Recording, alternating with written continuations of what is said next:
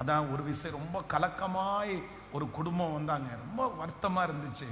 அந்த பிள்ளைக்கு கிட்டத்தட்ட ஒரு 28 வயது.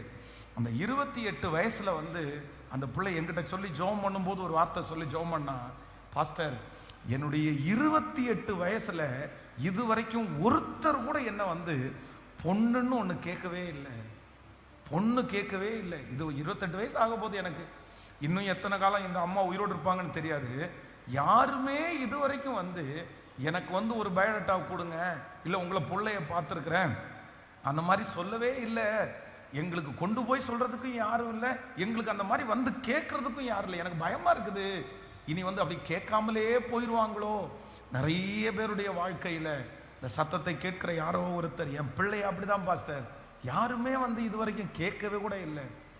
எந்த சான்ஸுமே எந்த வாய்ப்புமே அப்படி ஒருவேளை ஒரு 5 பேர் பார்த்துருந்தா கூட நான் சந்தோஷப்பட்டிருப்பேன். ஆனா கேட்பாரற்று கிடக்கிறோம், கேட்பாரற்று கிடக்கிறோம்.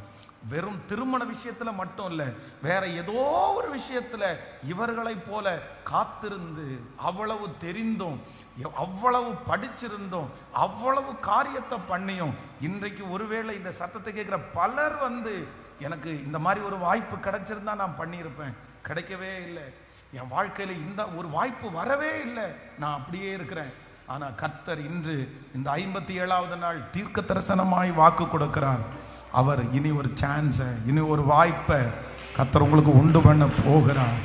உங்களுக்கு ஒரு எஜமானன் உண்டு, உங்களுக்கு ஒரு எஜமானன் உண்டு. அது உங்களை தேடி வர போகிறது, உங்களை தேடி அது வரும். கண்டிப்பாக உங்களை கேட்பாங்க. ஆண்டவர் அப்படிப்பட்ட ஒரு ஆட்களை கர்த்தர் அனுப்புவார். அந்த இடத்திலிருந்து ஒரு ஆட்கள் உங்களை தேடி வருவார்கள். ஹல்லேலூயா, ஹல்லேலூயா.